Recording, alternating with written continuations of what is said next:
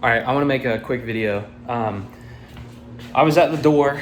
I was actually up here doing laundry in the foyer because sometimes we do laundry by laying it out on the couch and then folding it all. And while I was in the foyer, a truck pulled up. The FedEx guy pulled up. And when the FedEx guy pulled up, just a couple minutes ago, I have at the house we have. I'm gonna leave beans inside, but at the house we have cameras, and I went to go on my camera app to look at the camera, to just click on it and view and see which direction he went to drop off a package. He was dropping off this package right here. It's a set of axles for my truck, but he was dropping off the package, and I wanted to just see where he was at. And what ended up happening is we've got cameras all throughout, but one of the cameras here was disconnected, and I couldn't see what was being done. And like, I saw it and I went, oh no, I need to go fix that camera. I don't know why it disconnected. And so I went to look at it, and then I realized it had been disconnected for a week. And I was like, oh Lord, how have I missed that I've not caught on to the fact that for a week there's been so many moments that it has not grabbed. Me coming, other delivery trucks. I mean, who knows? Granted, our yard is very secluded, but like, who knows what all I've missed? Funny moments, dogs, deer, who knows? Anything going into the yard. I just missed it. And as I was thinking about that, something hit my mind, and I was like, this is kind of like a wake-up call to me. And so this video is just gonna be one shot. That matters nothing. This is something I want to clearly iterate, and I'm kind of saying this to reiterate it to myself and remind myself this about this channel and about everything that I do. I am very lethargic with videos and all that kind of stuff. I make 1,000 videos and I release one of them. And forever, it's been this weird thing in my mind of like, I really don't know why that is. I don't know if it's a laziness or procrastination. I think I've kind of come to terms with it's just, I love capturing the moment, and then eventually I'll share the moment. But I'm not in a hurry. I'm not doing this. I've never been in this for any kind of financial gain, clearly. Because if I did, then this is the laziest financial gain that has ever been done by man. But I realized that it's really just because I enjoy doing it. So I want to tell a quick story. Truck. I want to tell a quick story, and hopefully that'll help bring you to speed with what I'm talking about, and then maybe encourage you in whatever you do in your life. But when I was a boy, probably between like the ages of 10 to 13, this is all going to be off the dome, by the way, so this isn't like scripted. This is just, I'm thinking about it, and I was thinking about it, and I was like, you know what, I'll make a video about it. But my brother, I have two brothers. I have an older brother and a middle brother. I'm the youngest. My oldest brother, Carter, my middle brother, Nick, and I'm Chris. So my oldest brother, Carter, and Nick both played soccer. I played soccer as well. But Carter kind of set the trend. He's going to argue that 100% if he ever watches this video. But he did. He not only set the trend in our house, but he also set the trend in my eyes in soccer in our community, because his team, not that he was in charge of the team, but the teams that he played on when he was in high school were some of the first soccer teams that like ever really were anything at the school we went to. Like they were one of the first teams to do like an after season party with awards and stuff like that. Like there was he did a lot of firsts while he played soccer. And then my middle brother, who played with my older brother and played also with me for 1 year, he was by far the best, for sure. He was the best player of the three of us, and I was the worst. Carter was a striker, Nick was a midfielder, I was a defensive player. And when Nick was in high school, they both played travel ball. They were very good at travel ball. But when Nick was in high school, he ended up going to colleges to go look at colleges. I think even all the way back almost to middle school. He would go to colleges and go to camps to see if he had the skills and the ability to play at the next level, which in America would be at the collegiate level. And I remember he went to several camps, but there were two that stand out to me. And they stand out to me because they meant something to me. They were moments in my life that I can look back and I can remember my state of mind at those places. So one of them was the University of West Georgia in obviously Georgia. The reason why that stood out to me was I had in my mind I was going to be a teacher. And so when we went to the University of West Georgia, and mind you, I'm like probably 10, like I said, between the ages of maybe 10 to 13. We went to University of West Georgia. I was like, I'm going to be a teacher. And when I went to that campus, it was a beautiful campus. I liked the location. Everything looked nice. The people there were nice to us and all that. And so I was like, oh, this is where I'm going to go. I'm going to come here. I'm going to enjoy living in North Georgia for a little bit. North Georgia a little bit. And I'm going to become a teacher, and I'm going to enjoy teaching, and that's what I want to do. And I really did have that, like that was what I was going to do. And then like a few months later, I don't remember how long later, but then my middle brother went to another college on like a tour and at like a camp thing, and that was at SCAD, the Savannah College of Art and Design.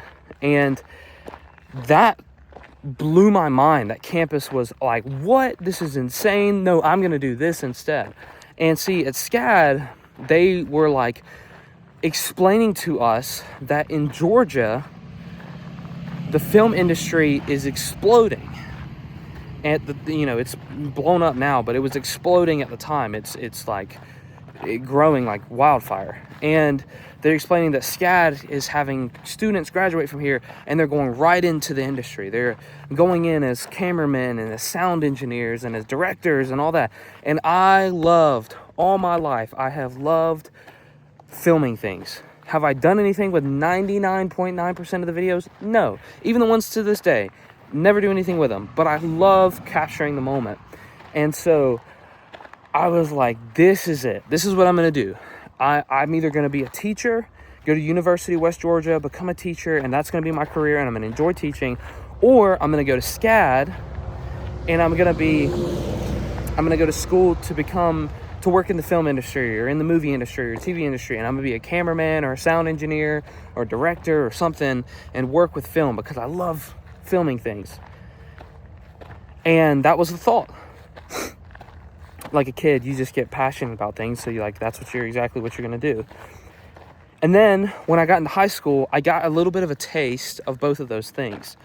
When I was in high school, I got the opportunity to work in work-based learning, which is where, as a student, your class is you work and you are putting rubber to the road in an educational format. So like for me, I was doing work-based learning for audio video tech. So I had already passed those classes, and now I had gone back into the class as like a teacher aide, and I would help students with the curriculum because I had already passed it. And then I would also do projects that were pertaining to audio video tech.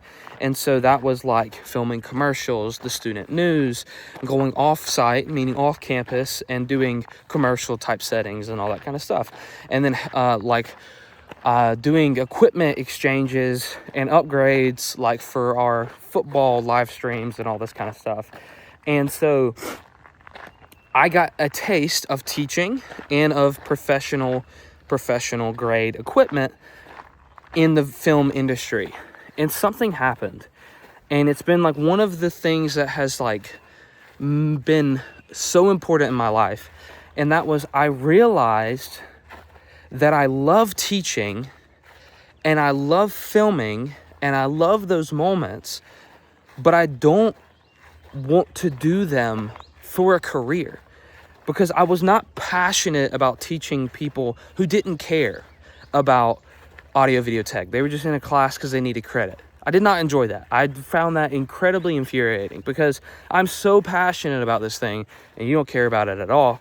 And that bothered me. And I didn't enjoy that at all. And then also, I was young in my faith, so, which I'm still like a toddler in faith. I think that just is the journey of your walk with Christ. It's such a long process, and there's so much to learn about God, but it's so exciting.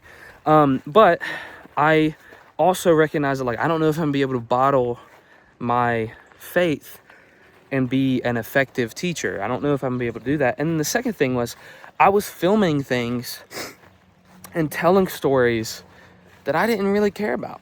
I had no passion in them. And I just decided, and I still stand by this decision, by the way. I don't look back at it negatively. I decided that for me, I could see that my passions needed to be passionate hobbies. I don't want to make them my career, because if I make them my career, I might be miserable and I might lose that passion in doing it. And that has been something that I have stood by and I still agree with to this day. And I knew, like, my father had a similar experience. He was a trumpeter. He was a really good trumpet player. He went to college on scholarships to play music. And while there, like, he got burned out on music. He was playing music because it was what he had to do, not what he wanted to do. And I kind of felt the same way when I started thinking about doing this full time. I was like, I don't think I'm gonna enjoy it. I enjoy filming what I enjoy. And let me be clear, I have tried. I started college to be a teacher. I went to college to be a teacher. And while in college, I filmed and made money doing it. I would film weddings and made money. And I made good money and not bad money. But I realized I had no passion doing it. I did not enjoy it. I just saw something I really enjoy on my own time becoming not an enjoyment, becoming more of a necessity. And I didn't enjoy that. But then I was reminded today when I went and I looked at the camera and I saw that for a week it had missed filming. I just had this moment and this thing that just stood out to me that was, okay, Chris, you chose not to go into a career field in those industries, but you let the camera turn off. You haven't stepped in and done anything with your passion. You just let your passion kind of fizzle out. And so this is a reminder to myself, and I'm not about to tell you I'm about to start sharing a lot of videos and films and all that kind of stuff. Absolutely not. But it is a reminder to me that my passion does not need to fizzle. Don't let the camera turn off. If you're passionate about running, don't stop running. If you love painting, don't quit painting. Why'd you quit painting? Don't let the thing stop. Feed that fire. Be excited about it. And share it with the world. Or don't share it with the world. Keep it a private video on YouTube and share it with your family. Do whatever you want to do. Just don't do nothing. Find something that you enjoy. If it's your career, awesome. Enjoy your career. If it's not your career, that's great. Don't let it become on the back burner and never do anything with it. Again, I'm not about to say I'm turning the world upside down and I'm going to start sharing videos left and right, because I still have filmed. I've never stopped filming, even though the uploads on here are very inconsistent. I film all the time. I just had realized here recently I've kind of put it on the back burner, and for no reason outside of just allowing it to go there. So turn your camera back on, whatever it is you got, and be excited. All right. God bless you all. Have a wonderful day. Hope you enjoyed my 2-mile driveway walk back and forth. And I'll see you in the next one. Or not. I don't know. Let's see what happens. Peace.